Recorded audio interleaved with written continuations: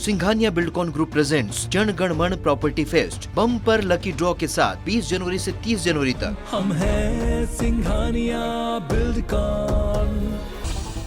गृह मंत्री अमित शाह मथुरा में प्रभावी मतदाता संवाद कार्यक्रम में पहुंचे। इस दौरान अमित शाह ने कहा कि भाजपा की सरकार बनने से पहले उत्तर प्रदेश की जनता ने सपा और बसपा की सरकारें देखी हैं। कभी किसी ने इस राज्य के विकास का नक्शा नहीं खींचा। बीजेपी की सरकार किसी जाति की नहीं बल्कि पूरे समाज की है। संबोधन के दौरान शाह ने कहा कि इस बार उत्तर प्रदेश में चुनाव को विधायक के चुनाव की तरह मत समझिए, किसी के भी मंत्री और मुख्यमंत्री बनने का चुनाव मत समझिए। उत्तर प्रदेश का चुनाव भारत के भाग्य का निर्णय करने वाला चुनाव है। अमित शाह ने आगे कहा कि भाजपा की सरकार के बाद बाहुबली पुलिस से डरकर सरेंडर करने लगे हैं। जब इन पर गाज गिरती है तो अखिलेश यादव के पेट में दर्द होता है। कहीं आजम खान, कहीं मुख्तार अंसारी, न जाने कितने ही फैला रखे थे। आजम खान को जब पकड़ा तब सीआरपीएफ की सारी धाराएं कम पड़ गई। कांग्रेस नेता और वायनाड सांसद राहुल गांधी पंजाब के दौरे पर हैं। आज राहुल गांधी ने अमृतसर में स्वर्ण मंदिर के दर्शन किए। उनके साथ मुख्यमंत्री चरणजीत सिंह चन्नी और पार्टी के प्रदेश अध्यक्ष नवजोत सिंह सिद्धू भी मौजूद रहे। कांग्रेस नेता राहुल गांधी ने सोशल मीडिया प्लेटफॉर्म ट्विटर को खत लिखकर उनकी आवाज को दबाने का आरोप लगाया है। राहुल ने आरोप लगाया था कि सरकार के दबाव में उनकी आवाज को दबाने के लिए ट्विटर पर फॉलोअर्स की संख्या को कम किया जा रहा है।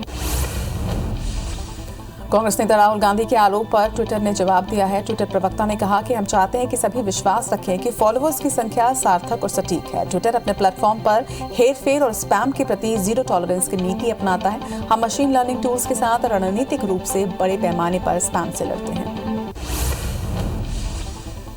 भाजपा ने आगामी पंजाब चुनाव 2022 के लिए 27 उम्मीदवारों की सूची जारी कर दी है। लिस्ट के मुताबिक फतेह सिंह बाजवा बटाला से तो वहीं विजय सापला फगवाड़ा से चुनाव लड़ेंगे। यूपी विधानसभा चुनाव के लिए समाजवादी पार्टी 56 उम्मीदवारों की लिस्ट जारी कर रही है। पार्टी ने लखीमपुर खीरी के धौरहरा से वरुण चौधरी को चुनावी मैदान में उतारा है। वहीं सीट पर बीजेपी और बीएसपी नेताओं ने भी सपा का दामन थाम लिया था, जिसके बाद कई तरह के कयास भी लगाए जा रहे थे। और बीएसपी नेताओं ने भी सपा का दामन थाम लिया था, जिसके बाद कई तरह के कयास भी लगाए जा रहे थे, मगर सपा ने वरुण चौधरी को टिकट दिया है। केंद्रीय गृह मंत्री अमित शाह के आरएलडी प्रमुख जयंत चौधरी के लिए दिए गए बयान पर केंद्रीय मंत्री मुख्तार अब्बास नकवी ने कहा कि भाजपा सियासी सहयोगियों के सम्मान की मिसाल है। एक तरफ कांग्रेस पार्टी है जो कहती थी क्षेत्रीय पार्टियां देश के लिए खतरा है, वहीं शाह ने कहा था कि भाजपा के दरवाजे आरएलडी प्रमुख जयंत चौधरी के लिए हमेशा खुले हैं। भूपेश बघेल यूपी के आगरा में चुनावी सभा के लिए रवाना हुए हैं। उन्होंने रवाना होने से पहले कहा कि बीजेपी धर्म और समाजवादी पार्टी जाति के आधार पर चुनाव लड़ रही है, जबकि कांग्रेस पार्टी मुद्दों के आधार पर चुनाव लड़ रही है। इसके साथ ही उन्होंने कांग्रेस छोड़कर बीजेपी में गए पूर्व केंद्रीय मंत्री और कांग्रेस के बड़े नेता आरपीएन सिंह को शुभकामनाएं भी दी। बीजेपी के बूथ विस्तारक अभियान के तहत आज ग्वालियर में केंद्रीय मंत्री ज्योतिरादित्य सिंधिया ने विधानसभा के 4 मंडलों की बूथ कार्यकर्ताओं की बैठक ली। सिंधिया सबसे पहले दौलतगंज की रामनारायण धर्मशाला पहुंचे और बूथ विस्तारक कार्यक्रम में उन्होंने हिस्सा लिया। गुना सांसद केपी यादव के आरोपों पर केंद्रीय मंत्री ज्योतिरादित्य सिंधिया पहली बार मीडिया के सामने आए। सिंधिया ने कहा कि केपी यादव परिवार के सदस्य हैं, क्योंकि बीजेपी का हर कार्यकर्ता हमारा सदस्य है और इन सभी को एक दूसरे के साथ मिलकर काम करना चाहिए।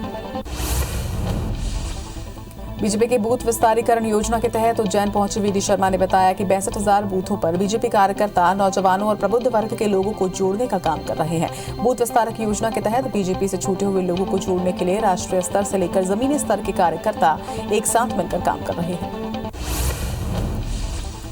उड्डयन मंत्री ज्योतिरादित्य सिंधिया पर ग्वालियर से कांग्रेस विधायक सतीश सिकरवार ने तंज कसा। उन्होंने कहा कि सिंधिया कांग्रेस को खत्म नहीं कर रहे बल्कि बीजेपी को खत्म कर रहे हैं। बीजेपी में लड़ाई अब असली बीजेपी और अवसरवादी बीजेपी के बीच है। मध्य प्रदेश के गृह मंत्री नरोत्तम मिश्रा ने 31 जनवरी तक स्कूल बंद रखने का ऐलान किया है। इसके साथ ही गृह मंत्री ने कहा कि 30 या 31 जनवरी को सीएम शिवराज समीक्षा बैठक करेंगे, जिसके बाद स्कूलों पर फैसला लिया जाएगा। भोपाल में एक वेब सीरीज के प्रमोशन के दौरान एक्ट्रेस श्वेता तिवारी का विवादित बयान सामने आया है, जो कि अब तुल पकड़ता जा रहा है। मध्य प्रदेश के गृह मंत्री नरोत्तम मिश्रा ने इसे निंदनीय बताते हुए जांच की बात कही है। वहीं नरोत्तम मिश्रा ने मामले की जांच सभी तथ्यों के साथ कर 24 घंटे में रिपोर्ट देने के निर्देश दिए हैं। मध्य प्रदेश में कांग्रेस ने 50 लाख सदस्य बनाने का निर्णय लिया है, मगर कांग्रेस के सदस्यता फॉर्म में दिए हलफनामे के चलते सदस्यता अभियान में तेजी नहीं आ पा रही। हालांकि कांग्रेस के पास फरवरी तक समय है। नीमच में कैंसर के चलते 14 साल की मासूम की मौत हो गई, जिससे परिवार को सांत्वना देने पहुंचे विधायक को मृतक की दादा ने खूब खरी खोटी सुनाई। दरअसल विधायक मासूम की मौत के बाद परिवार को सांत्वना देने के लिए पहुंचे थे, तभी मृतक के दादा एमएलए पर भड़क उठे और कहने लगे कि आपने समय रहते मदद की होती तो बच्चे की जान बच सकती थी। ग्वालियर में मकान की छत गिरने से मां बेटी की मौत हो गई है, तो वहीं छोटे भाई और बहन को भी चोटें आई हैं। घटना देर रात की है, जब पूरा परिवार घर में सो रहा था, तभी मकान की छत अचानक भरभराकर गिर गई, जिसमें दबने से 2 लोगों की मौके पर ही मौत हो गई, तो वहीं 2 लोग घायल हुए हैं। घटना पुरानी छावनी थाना क्षेत्र के कृष्णा पहाड़िया की है। बालाघाट में पिकअप वाहन अनियंत्रित होकर पलट गया। हादसे में 20 लोग घायल हुए हैं, जिन्हें अस्पताल में भर्ती करवाया गया है, जहां पर सभी का इलाज जारी है। हादसा बहर से उकवा मार्ग पर पिपरिया नाले के पास हुआ। जांजगीर चांपा के खैरजिटी गांव में एक कार अनियंत्रित होकर पलट गई। हादसे में 6 लोग घायल हुए हैं, जिसमें से 4 लोगों को जयजयपुर अस्पताल में, जांजगीर जिला अस्पताल और चांपा रेफर किया गया। वहीं घायलों में से एक की हालत नाजुक बनी हुई है। बिलाईगढ़ के नगरदा में एक 35 वर्षीय युवक की तालाब में नहाने के दौरान डूबने से मौत हो गई। वहीं सूचना पर पहुंची पुलिस ने गोताखोरों की मदद से मृतक के शव को बाहर निकाला है। पुलिस शव को पोस्टमार्टम के लिए भेजकर आगे की कार्रवाई कर रही है। रीवा जिले के जवा थाना क्षेत्र के एक शिव मंदिर में सो रहे पुजारी की हत्या कर दी गई। पुलिस के मुताबिक अज्ञात बदमाशों ने लूट के इरादे से मंदिर में प्रवेश किया और मंदिर के अंदर रखी पुजारी की पेटी का ताला तोड़ा। वहीं पेटी में कुछ नहीं मिलने पर बदमाशों ने धारदार हथियार से सेवक की हत्या कर दी। बिलासपुर के तारबहार थाना क्षेत्र में 10 से ज्यादा गाड़ियों में तोड़फोड़ का वीडियो वायरल हो रहा है। मामले में पुलिस ने 2 नाबालिग समेत 5 आरोपियों को गिरफ्तार किया है। बताया जा रहा है कि चोरी करने के लिए आरोपियों ने गाड़ियों में तोड़फोड़ की थी। घटना क्रांति नगर, विनोबा नगर और नेहरू नगर क्षेत्र की बताई जा रही है। मध्य प्रदेश रेलवे के 15 अवैध वेंडरों के खिलाफ जीआरपी ने एफआईआर दर्ज की है। ये वेंडर्स रेलवे स्टेशन पर फर्जी आईडी बनाकर ट्रेनों में सामान बेचते थे। इस पर जीआरपी ने भोपाल के 5, बीना के 9 और खंडवा के 1 अवैध वेंडर पर एफआईआर दर्ज की है। भोपाल के अशोका गार्डन थाना क्षेत्र के सेमरा में देर रात फूड एंड सेफ्टी और राजस्व विभाग की टीम ने दबिश दी, जहां से करीब 9 क्विंटल नकली पनीर और 20 किलो घी जब्त किया गया। टीम के मुताबिक जितेंद्र जाटव और राहुल जादौन मुरैना से नकली पनीर मंगवाते थे और उसे राजधानी में खपाते थे। बिलासपुर के सरकंडा थाना पुलिस ने अवैध शराब बेचने वालों पर कार्रवाई की है। इस दौरान पुलिस ने 7 महिला समेत 11 आरोपियों को गिरफ्तार किया है। आरोपियों के पास से 90 लीटर से ज्यादा देसी शराब भी जब्त की गई। फिलहाल पुलिस आगे की कार्रवाई कर रही है। राजधानी रायपुर में ट्रैफिक पुलिस ने 22 बाइकर्स पर कार्रवाई की है। नया रायपुर में लापरवाही पूर्वक स्टंट करने पर यह कार्रवाई की गई। बता दें कि ट्रैफिक पुलिस के मुताबिक व्हाट्सएप और ट्विटर में उन्हें शिकायत मिली थी, जिसके आधार पर यह कार्रवाई की गई है। अवनपुर में दुकान के बाहर रखे 6 सेट ट्रैक्टर लोडर के नए चेसिस की चोरी हो गई है। ये घटना दुकान के बाहर लगे सीसीटीवी में कैद हुई है, जिसमें 6 से ज्यादा आरोपी चोरी की वारदात को अंजाम देते नजर आ रहे हैं। पुलिस के मुताबिक चोरी हुए सामान की कुल कीमत 2.5 लाख रुपए बताई जा रही है।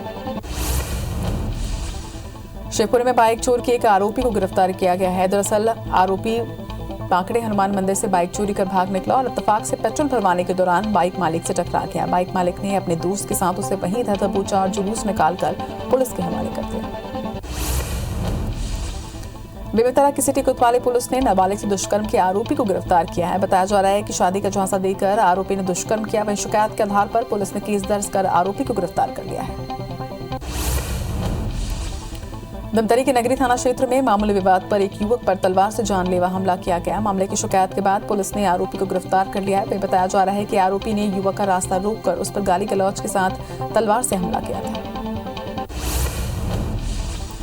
कबीरधाम जिले के हरिन छपरा गांव के खेत में अचानक आग लग गई, जिससे 5 एकड़ में लगा लाखों का गन्ना जलकर खाक हो गया। मौके पर पहुंची फायर ब्रिगेड की टीम ने आग पर काबू पाया। बताया जा रहा है कि खेत के पास निकली बिजली की तार में शॉर्ट सर्किट की वजह से ये आग लगी।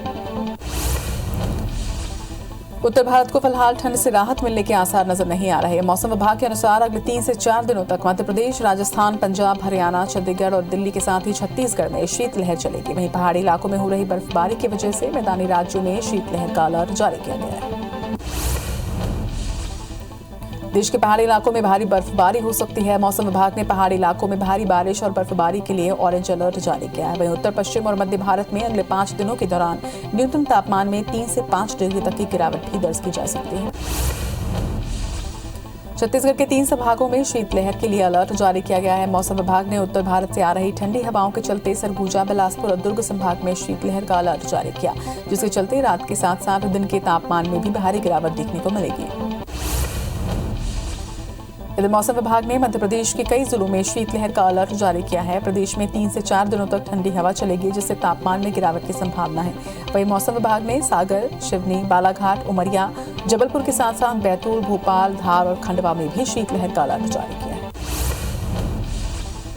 सरगुजा संभाग में शीतलहर का कहर लगातार जारी है। बारिश थमने के बाद सरगुजा संभाग के जिलों के तापमान में गिरावट दर्ज हुई है, जिसमें ठंड और बढ़ चुकी है। मौसम विभाग के मुताबिक आने वाले 2 से 3 दिनों तक ठंड ऐसी ही रहने की संभावना है।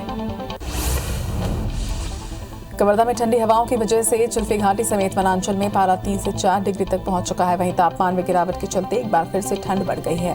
वहीं ठंड से बचने के लिए लोग अलाव का सहारा ले रहे हैं।